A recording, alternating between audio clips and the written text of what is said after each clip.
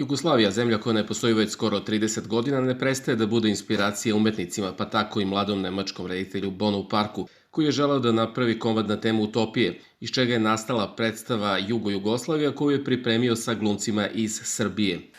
Scheint das irgendwie sehr, sehr guter Ort. Činilo mu se da je to bila savršena zemlja, o njoj su uvek govorili kao o nekoj bajci, kao da je to reč o nekom Disneylandu i uvek je to bilo u nekom kontrastu ka Srbiji, ka sadašnjosti. Park objašnjava da mu je namera bila da napravi komad, da ne samo Srbi koji su živeli ovde čeznu za tom idealnom zemljom, već da i on kao Nemac dobije tu čežnju. Glumica Isidora Simionović, koja nije ni bila rođena u vreme nekadašnje Jugoslavije, kaže: Da, mi slikamo tu neku sliku iz budućnosti koja je vrlo tako futuristička, ali na momente je strašno koliko je zapravo savremena.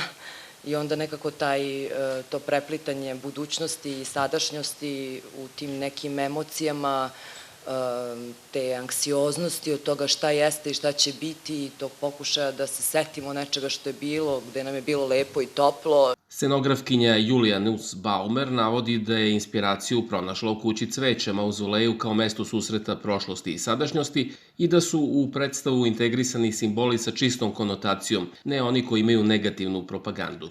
Radnja predstave se odvija 100 godina u budućnosti u nekoj fiktivnoj zemlji.